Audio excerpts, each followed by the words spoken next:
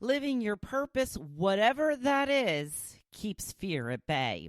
A day of breaking rules and poor Karen. Welcome to the Hopefulist, a daily talk show hosted by veteran broadcaster Wendy McClure. Join Wendy each day as she shares her life lessons that transformed her from perpetual pessimist to the ultimate hopefulist. The perfect morning show to get you caught up on the day's top stories while sharing insights that will lead to positive transformation and bring out the hopefulist in you. For more inspiration, visit Hopefulist.com. And now, here's your host and hopefulist, Wendy McClure. We made it. It is here. It is finally Friday.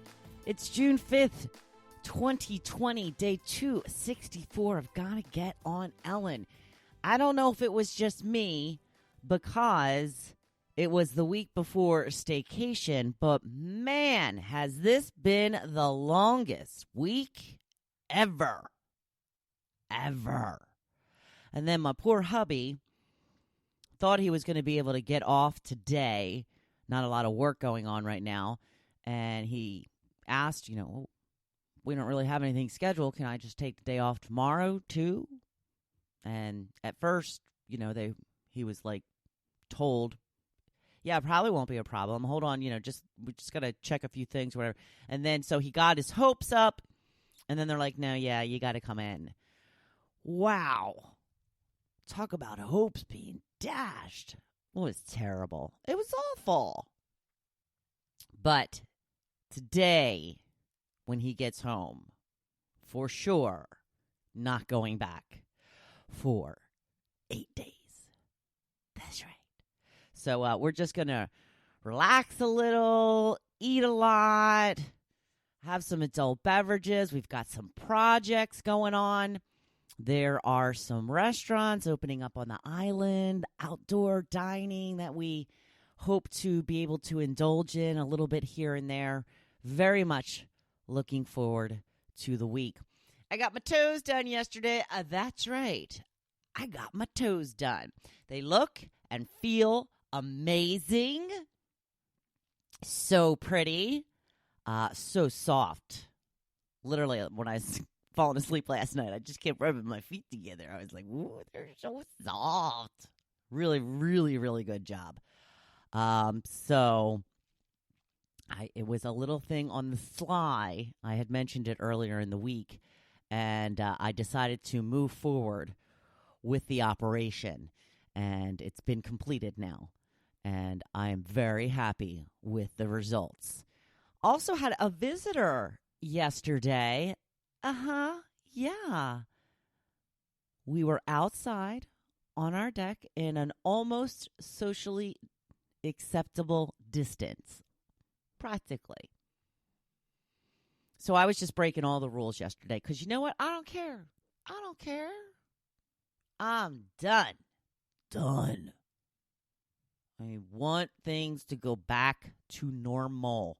It has been long enough. We are starting to see some things opening up depending on what state you are in. New Jersey has announced that retail stores will be allowed to reopen with restrictions June 15th. However, they're making the hair salons wait until the 22nd. I don't know why. What is the difference? Why do we have to wait another 7 days? And why are we starting on a Monday? Why don't we start on a Friday? Come on, people. Get it together. I don't know. It's all kind of crazy. But Pennsylvania lifted their official stay-at-home order last night. So you are officially allowed out of your house. I don't know how many people are still paying attention to that, to be honest with you, or were paying attention to it at all. But if the governor thinks that lifting it is going to make a difference, then, let them think that. I don't know. What do you guys got planned for the weekend? Are you going to venture out at all? Are you still afraid? You still going to sit home a little bit longer? Just make sure everything's passed? I don't know. I'm done. Ready to get out. I need to break out. Get out of this house. Have some fun. Hang with friends. That's right. Oh, and my floats. That's another thing we're going to do over this weekend or this week that's coming up. I'm going to get my floats blown up and I'm going to hang on my float.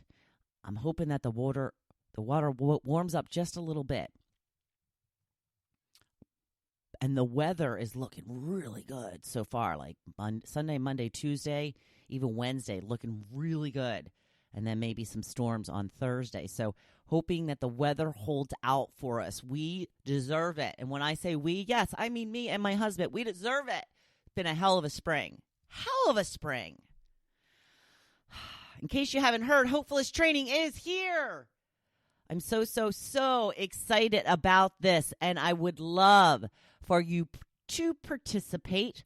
This is a scaled down version of the podcast. It's more information in a shorter period of time with a workbook that gives you exercises and real tools you can use to start improving your life right now. I would get in on this. It's pretty good. It's pretty good. I got to tell you, I've put a lot of work into this and pretty proud of it.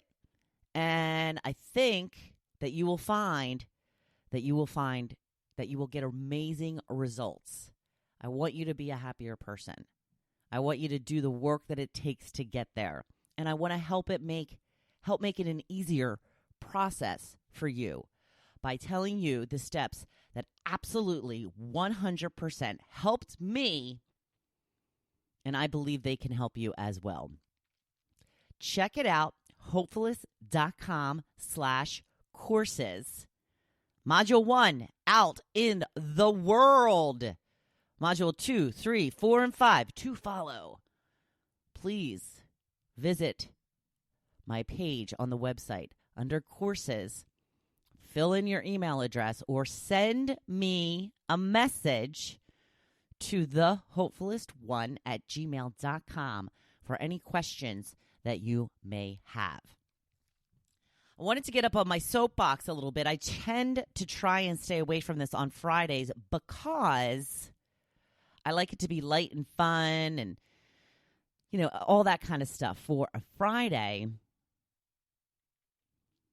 But since I'm going to be taking the week off next week, and there will be podcasts, but I'm just going to be covering the blog. So I won't be doing any topics next week. And I didn't want to wait another week to address this because it's something that's really been bothering me. I'm talking about the term Karen being thrown around. In my opinion, this is just another way to call women a B. I see it in my group pages all the time, the community pages, people that don't agree with someone, they'll be like, okay, Karen. Like, it's a dig. It's definitely derogatory, in my opinion. So I wanted to hear from you. Do you think that it's just another way of calling someone, a woman, that is, a B? Camilla chimed in. She said, I totally agree. And the most shocking thing for me is that it is adopted most frequently by a generation that decries both labels and sexism. It feels like a huge step backward for women and often used by women. It's a head scratcher for me when I see it used by other women. Yeah, that happens a lot. And, it's kind of along the same lines, but not at all. But it's like when I see a news organization use the term fake news. Why would you even give that term any credibility whatsoever by acknowledging it? For a news organization to use it, I think is the most ridiculous thing I have ever heard. Now, Kim says, I just started hearing it, and I didn't understand it. Andrew did some digging for us. Andrew has a lot of information on the origin of the use of the name Karen in this specific way. He started out saying, I never really gave it a thought. Perhaps we are just putting too much thought into things. And I said, well, I think that it's definitely being used in a derogatory way. So he did a little digging and he posted it on the page he said the origin of the use of the term Karen as an internet meme dates to an anonymous Reddit user who posted rants denigrating his ex-wife Karen, whom he alleged had taken both his children and later his house during divorce proceedings.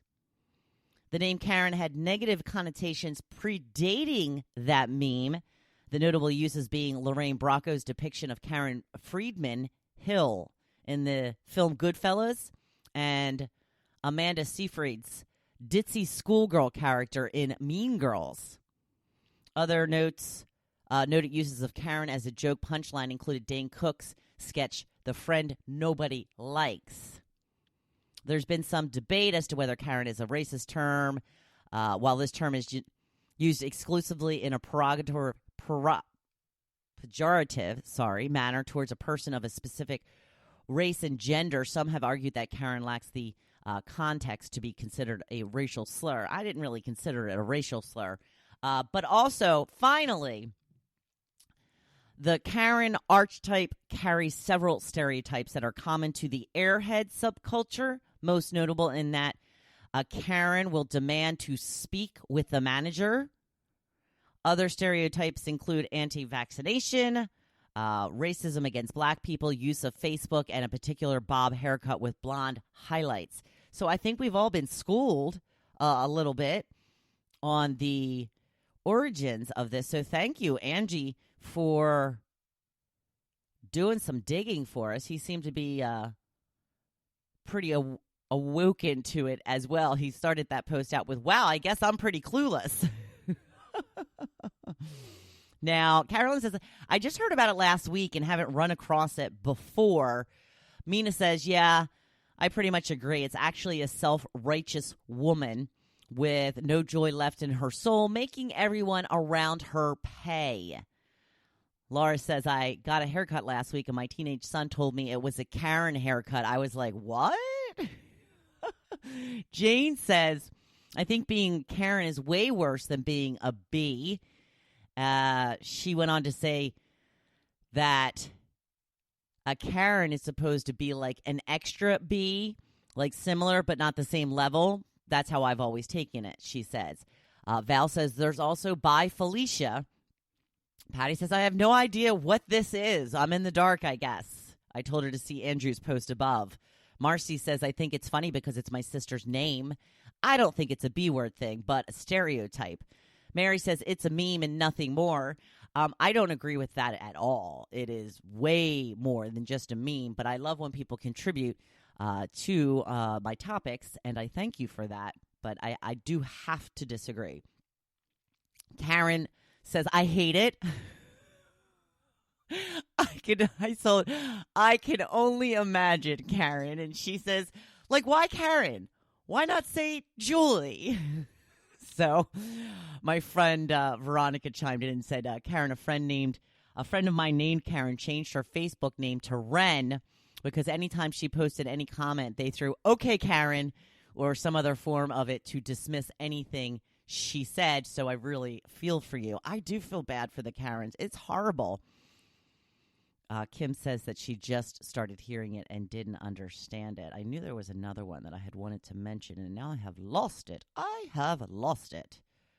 Oh, Jim says, I had no idea this name was used in a derogatory way. I just know that my friend Karen thinks her name is old. I tell her I don't know one single old Karen, but derogatory or not, it's definitely a socially relevant name, right?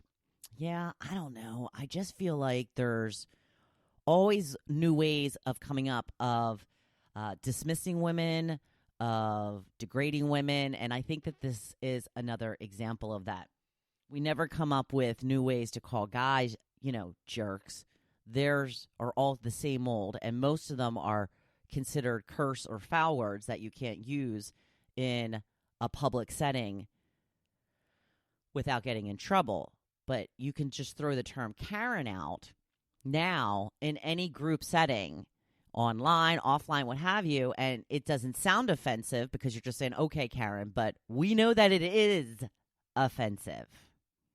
I see it a lot in my group community page when, like I mentioned earlier, when somebody's saying something that they don't agree with, they go, "Okay, Karen." It's dismissive. It's rude. It makes me crazy. Makes me crazy. You know, I have to get up on my soapbox once in a while, and this has been a while. So there you go. Whether you agree with me or not, that is okay. I love dissenting opinions, even if I do not agree with them. So let's give Karen a break. The poor things. On to the blog post. Remember the end goal. I put up a quote by Joe Nesbo. Losing your life is not the worst thing that can happen. The worst thing is to lose your reason for living. Hello, and can I get an amen? This quote is so true, to me anyway. When fear, which is what we've been talking about for the last couple of weeks, starts to bog us down and we become discouraged, we need to remember our why, our end goal, the reason we are doing what we are doing to begin with. There will absolutely be times you will feel overwhelmed, and it will cause all those old fears that we've been conquering to creep back in. This is when you need to bring out all those affirmations, read all the notes you've highlighted in your personal development books. This is the time to double down and go even harder. You can do it. I know you can. This is another trick I learned from one of my many courses. When we account for disruptions and potential issues, we actually prepare ourselves for what could happen. That puts our mind at ease, takes a little of the fear away. I'm pretty sure there are not a lot of people that go as far as doing this step, myself included, but think about how much easier things may go if we go the extra mile and prepare for the just-in-case scenarios. In fact, it is proven to make you happier via studies when you think about both the end goal and the potential obstacles of getting there, because then you aren't so surprised if they happen and you know how to handle it. It doesn't knock you off your pedestal. If you're only thinking about the goodness of the end goal and then obstacles pop up, a lot of times people just get discouraged and quit. This way, you're planning for the obstacles. You know that they may be coming and you know how to handle them, and you just sail right through them. And often these obstacles never come to fruition. The thing we fear so much, and like I said, that it's smooth sailing. But planning is everything. The most successful people in the world plan. They know what they're doing, when they're doing it, what comes next, and how to get back on track when there is a derailment. They read, continue to learn, so they improve their own performance constantly. It's a commitment, no doubt, but it is usually well worth it. What is the big change you've been working on? What is it that has you paralyzed with fear? Are you doing a little self-sabotaging like I tend to do at times? Here's how you deal with that. Plan for it. Come up with the steps you will take if things don't work out the way you want. I have watched, read, and listened to so many things in this past year that lead me to believe I've been going about my whole business wrong. I started out wrong. I'm not doing things the way they should be. I'm not doing things that will lead to success. There have been times that I've wanted to just throw up my hands and throw in the towel, wringing my hands and believing I have doomed myself and my business. But here's the thing. Nothing is written in stone. I can change things up at any time. I can start doing things differently starting tomorrow. Well, no, tomorrow is vacation, but you get my point. I can get better, do better, be smarter, and move forward. Why does it enter my mind and a lot of people's to just give up when things get tough or when it's not going our way? I didn't come this far to only come this far. I'm going to say that again. I didn't come this far to only come this far. I can make changes anytime I want to make things better, and that is my plan. You can count on the Hopefulist being around for a long time. I have no intention of abandoning this business, no matter what. If my course doesn't go well, which it will, thinking positively, have confidence, I will pivot. I will try something else. I am working on the speaking aspect of my business, and if we are ever allowed to gather again, that will get me going on that front. I'm going to be focusing on the podcast and trying to build that up. I'm offering coaching as well. There may be a book in my future. I will keep going until I find something that works. Why am I able to have such perseverance? Because I have a super strong why. I want to help people discover they aren't destined to a life of pessimism. I want people to know they can transform their thinking. I want to help people live happier, more fulfilled lives. And I definitely want to be my own boss, call my own shots, and not have to answer to anyone. Right? It's the dream. That's the dream. When things get hard and fear comes tumbling in, and it will, you have to remember why you are doing what you are doing. You have to remind yourself that you are stronger than your fears, that you are in control, and you can figure out anything if you really want to. It's never easy, but it's always possible. It's Cocktail Friday, y'all. Like I said, I'm going to be off next week, but there are podcasts ready for you Monday through Thursday. There will not be a new podcast on Friday, but feel free to go back and listen to one you missed or repeat a favorite one. I want you all to have a fantastic weekend. Be safe in whatever you do. Always be the best you possible. You know I am cheering you on. Thank you for listening to The Hopefulist, hosted by Wendy McClure. For more inspiration, please visit hopefulist.com. Thanks, and we'll see you tomorrow on The Hopefulist. Taking me a little vacation time.